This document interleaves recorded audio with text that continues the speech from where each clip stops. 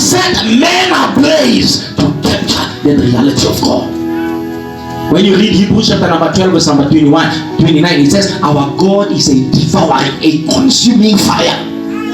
He is a fire that causes things to perish. So every time you gravitate towards God, you must catch fire. If you are a cold believer, your God is not fire. The only way to be transported from being a cold believer, the Bible says it's either you are hot or it's either you are cold. If you are lukewarm, I will spit you out. It's time for a church that will get hot. It's time for a church that will get to burn with fire. It's time for a church that will come beyond the boiling point. It's time for a church to rise beyond the boiling point of fire. So when it says our God is a consuming fire, and you read in the book of Jeremiah, it says, is my word not like fire? Is my word not like fire that it burns? So every time you hear the word of God, you must begin to burn for the Lord. Every time the word of God is being ministered, you must begin to burn. Every time the word of God is being taught, you must begin to burn. That is why when you preach the word, many people get offended. They think that we are preaching something emotional. No! We are not preaching what is emotional. The reason when we preach and many people become offended, it is because we are setting their hearts on fire. Everything that was contradicting the word of God is being set on fire, and they receive that fire as offense. Is my word not like fire that it burns? Is it not like a hammer that clashes rocks to pieces? The Bible says in the book of Ezekiel, he will remove the heart of stone. Now before God removes the heart of stone, he will use the hammering word, and he will use the word of God like a hammer, and that word, it will hammer, it will break down whatsoever is stoned in the heart, whatsoever is stubborn in the heart. The word of God has an ability to break down.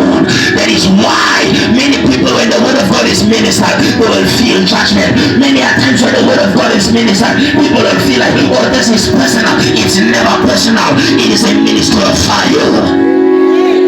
Is my word not like fire? That burns, that burns, that burns. So when you are set on fire, you can literally burn for God. I wanna burn. I wanna burn. Until I burn, I wanna burn. I want to burn of the fire of God. I want, when I walk, everywhere I step, I want to leave footprints of fire.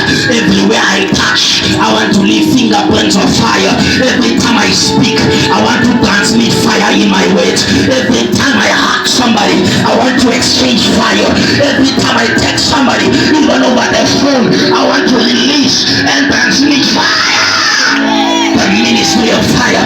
When God charges you to a place where you're on fire, every person, every place that you get to, you set it on fire. A friend of mine called me and said, I've not been praying. I said to him, I'm coming just now. Do you have time? He said, no, I only have 5 minutes of your time. I said, actually, I needed only 2 minutes. When I got there, I said, let us pray. I held him by the hand. When I held him by the hand, I began to pray. I kept on pushing and pressing, and pushing and pressing and praying. 1 minute passed, 2 minutes passed, 3 minutes passed, 10 minutes passed, 20 minutes passed. The man started going on his knees. I said, I don't want to play deliverance over you. I want you to catch a mantle of fire. Gone are those days where we only let people fall under fire without catching the fire. It is time now, a generation that will catch the fire. I don't want you only to fall, I want you to speak fire.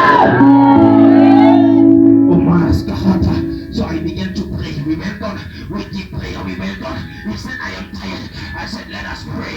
He said, I'm going to get a glass of water. I went with him into the kitchen. I began to pray. I prayed over the water. I prayed over the tap. I prayed over the glass. Because when you are set on fire, prayer is a communicating structure. When you are set on fire, you don't just stop here. So the Bible says in Hebrews chapter 1 verse number 7.